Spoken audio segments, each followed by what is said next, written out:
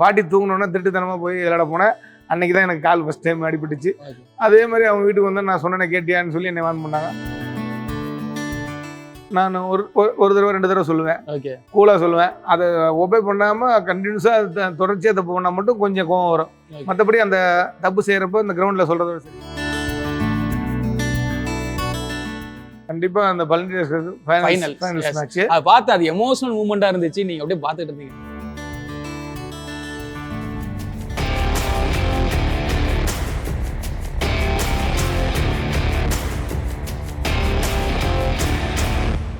ரெண்டாயிரத்தி 23 யுவா கபடி சீரீஸ்ல Palani tuskers champion பட்டம் வின் பண்றாங்க. அதற்கு முக்கியமான காரணமா இருந்தவர் தான் ரமேஷ் அவர்கள். அவர் தான் இப்போ வந்து 2024 யுவா கபடி சீரீஸ்ல பிரிஸ்டோட கோச்சாவும் இருக்காரு. அவர் தான் சந்திக்க வந்திருக்கும். வணக்கம் சார், உங்களை பத்தி கொஞ்சம் சொல்லுங்க. வணக்கம், என் பேர் ரமேஷ். எனக்கு நேட்டிவ் பெரம்பலூர் மாவட்டம், பெரம்பலூர் டவுனு.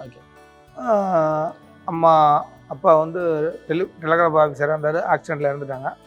அம்மா வந்து ஃபிசிக்கல் டீச்சர் ரிட்டையர்ட் வீட்டில் இருக்காங்க. அக்கா கூட பிறந்தவங்க அக்கா பிஃபார்ம் எம்ஃபார்ம் முடிச்சிருக்காங்க, யசோதான்னு சொல்லி ஹைதராபாத்தில் பிரின்ஸிபலாக இருக்காங்க ஃபார்மசி காலேஜில். அடுத்தது செகண்டு நான் பிபிஎடு எம்பிஎடு எம்ஃபில் முடிச்சிருக்கேன் அண்ணாமலை யூனிவர்சிட்டி. அடுத்தது தம்பி வந்து சதீஷ் பேர், பிஇ எம்இ பிஹெச்டி முடிச்சுட்டு காலேஜில் ப்ரொஃபஸர் ஒர்க் பண்ணுறாப்புல. என்னோடய மிஸ்ஸஸ் ராஜலட்சுமி பிஹெச்டி முடிச்சுட்டு காலேஜில் லெக்சராக ஒர்க் பண்ணுறாங்க. நேட்டிவ் பெரம்பலூர் தான். நேட்டிவ் பெரம்பலூர். அங்கே வெளியில் இங்கே இல்லை, கிராமம் டவுன் பெரம்பலூர்லேயே தான் டவுன். ஓகே, உங்களோட கபடி ஜேர்னி எங்கேருந்து ஸ்டார்ட் ஆனிச்சு சார்? ஃபஸ்ட்டு நான் வந்து ஒரு 7th 8th படிக்கிறப்ப பெரம்பலூரில் வானவில் ஸ்போர்ட்ஸ் கிளப்னு கபடி டீம் இருந்துச்சு. ஓகே, அதில் ஒர்க் பண்ணுறவங்க எல்லாம் கூலி தொழிலாளிங்க, கொத்தனார், மூட்டை தூக்குறவங்க, அந்த மாதிரி அவங்க தான் அந்த கபடி விளையாண்டுக்கிட்டு இருந்தாங்க. நான் அதை வேடிக்கை பார்க்க போகிறப்ப ஆள் நல்லா ஃபேட்டாக இருப்பேன். ஓகே, நல்லா இன்ட்ரெஸ்ட்டாக இருக்கும். அம்மா பிடி டீச்சருங்கனால எப்பயுமே ஸ்போர்ட்ஸில் கொஞ்சம் இன்ட்ரெஸ்ட்டாக இருந்துச்சு. ஓகே, அங்கேயே சப்போர்ட் இருக்குது, நல்லா இன்ட்ரெஸ்ட்டாக இருந்துச்சு. கிரிக்கெட் தான் அதிகமாக விளையாண்டுருந்தேன். இந்த கபடி பார்க்குறப்ப கொஞ்சம் இன்ட்ரெஸ்ட் இருந்துச்சு. அவங்க ஆள் ஃபேட்டாக இருக்கான், கபடியில் நல்லா விளையாடுவான்னு சொல்லி என்னை கபடி விளையாட கூப்பிட்டாங்க. போய் விளையாட ஆரம்பித்தேன். அப்போ உடம்பு வந்து நல்லா வலுவாக இருக்கணுங்கிறது எனக்கு தெரியல. ஓகே, 12th விளையாடுறப்ப கால் ஃப்ராக்சர் ஆச்சு. அடிபட்டப்போ அப்போ தான் வந்தேன், இந்த மாதிரி உடம்பு நல்லா வலுவாக இருந்தால் தான் கபடியில் நல்லா ஆரோக்கியமாக வர முடியும். இந்த ஜல்லிக்கட்டுக்கு எப்படி உடம்பு ஆரோக்கியமாக அது மாதிரி கபடிக்கும் வேணும்னு தெரிஞ்சுட்டு அதுக்கப்புறம் ஜிம்முக்கு கிரவுண்டுக்கெல்லாம் போய் ஒர்க் அவுட் பண்ணி நல்லா ஃபிட் ஆகி அதுக்கப்புறம் தான் கபடி ஸ்டார்ட் பண்ணேன். ஓகே, நீங்கள் கபடி ஸ்டார்ட் பண்ணி நீங்கள் விளையாண்ட காலத்தெல்லாம் மண்ணில் தான் விளையாடிருப்பீங்க. ஆனால் இப்போ பார்த்தீங்கன்னா மேட்டு ஏகப்பட்ட ஸ்பெசிலிட்டி கொண்டு வந்துட்டாங்க. இதெல்லாம் பார்க்கும்போது உங்களுக்கு எப்படி இருக்குது? சார் நம்ம காலத்தில் அது இல்லையே அப்படின்ற மாதிரிலாம் ஃபீல் பண்ணிங்களா? இல்லை, தரையில் விளையாண்டப்பையும் நம்ம காலத்துலேயும் எனக்கு முன்ன காலத்துலையும் நல்ல திறமையான வீரர்கள் இருந்தாங்க. இப்போ மேட் இப்போ ஒவ்வொரு இதுலேயுமே எல்லா கேம்லேயுமே அட்வான்ஸ் வந்துச்சு. எக்ஸாம்பிள் ஹாக்கி தரையில் இருக்கப்போ இந்தியா டாப்பில் இருந்துச்சு. இப்போ டஃப்புக்கு வந்தோன்னா நம்ம கடைசியாக இருந்தோம். இப்போ அதில் ப்ராக்டிஸ் பண்ணி இப்போ திருப்பி டாப்புக்குள்ளே வரட்டோம். நல்லா இல்லை உங்களுக்கு கேட்குறேன், உங்களுக்கு வந்து அப்போ நீங்கள் மண்ணிலே ஆடி இருப்பீங்க, இப்போ ஏகப்பட்ட ஸ்பெசிலிட்டிலாம் இருக்குல்ல, சரி இப்போ நம்ம இருந்திருந்தா இன்னும் பயங்கரமாக ஆடி இருக்கலாம் அப்படின்னு தோணுதா? கண்டிப்பாக. ஓகே, மிஸ் பண்ணுறீங்க. நல்லா இன்னும் இப்போ ஸ்பீடாக இருக்கிற அந்த ஸ்பீடோட இன்னும் டபுள் மடங்கு ஸ்பீடாக ஆடுற அளவுக்கு வாய்ப்பு கிடைச்சிருக்கும். ஓகே, நல்லா இந்த மாதிரி மீடியாலாம் இல்லை. இப்போ மெயின் மீடியா இல்லை. இப்போ மீடியா இருக்கனால பசங்க நல்லா ரீச் ஆகுறானுங்க. எந்த ஒரு சக்ஸஸ் பண்ணாலும் உடனே ஃபுல் ரீச் ஆகிடுது. நல்லா அது அட்வான்டேஜாக இருக்குது. முன்னாடி பழனி டஸ்கர்ஸ், இப்போ வந்து பிரிஸ்ட். உங்களுக்கு எந்த டீம் ரொம்ப பிடிச்சிருந்தது? நான் எந்த டீம் கோச் பண்ணாலுமே எனக்கு அந்த டீமு எவ்வளோ ஃபுல் எஃபெக்ட் போட்டு வின் பண்ண வைக்கணுமோ அதை பண்ணிடுவேன். அதனால் எனக்கு எந்த டீம் போனாலும் அந்த டீமை வின் பண்ண வைக்கிறதுனால எல்லா டீமும் எனக்கு பிடிக்கும். ஓகே, இப்போ இருக்க உங்கள் டீமில் எந்த பிளேயர் ரொம்ப பிடிக்கும்? இந்த பையனை நம்பி என்ன வேணா பண்ணலாம் அப்படின்ற மாதிரி. டிஃபென்ஸில் கௌதம். ஓகே, நல்லா கான்ஃபிடென்ட்டாக டிஃபென்ஸ் பண்ணி தராப்புல, நல்லா ஆடுறாப்புல. ஏன்னா வெளியில் சாஃப்ட் டைப்பாக இருக்கும், ஆனால் கிரவுண்டில் இறங்கிட்டா ரொம்ப அக்ரெசிவாக இருக்கான். அதுதான் கொஞ்சம் கூலாக 2 மேட்ச்சில் க்ரீன் கார்டு வேறு வாங்கிட்டான். ஓகே, அதை கொஞ்சம் கூலாக இது பண்ணு, நல்லா டேக்கிள் பண்ணி லாக் ஆகிட்டா இது பண்ணுறா. அது மாதிரி அக்ரெசிவாக ஆடாதுன்னு சொல்லி அட்வைஸ் பண்ணியிருக்கேன். அவனும் அது மாதிரி இது பண்ணுறான். அஃபென்ஸில் மனோஜ் பட்டானி, ஓகே, கிருபா, தென்றல், சுவர் சிங், ஹரிஷ் எல்லாமே அஃபென்ஸ் இருக்காங்க. நல்லா எல்லாருமே நல்லா அஃபென்ஸ் பண்ணி ஸ்கோர் பண்ணி தராங்க. டிஃபென்ஸ் மட்டும் கொஞ்சம் பதட்டப்படுறாங்க.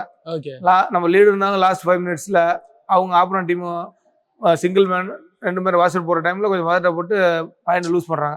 அதை மட்டும் திருத்திட்டாங்கன்னா கண்டிப்பாக மேட்ச் ஃபைனல்ஸ் ஆடுறதுக்கு வாய்ப்பு இருக்குது. நீங்கள் பார்க்க ரொம்ப சைலண்ட்டாக இருக்கீங்க. பசங்க தப்பு பண்ணால் எப்படி இருப்பீங்க?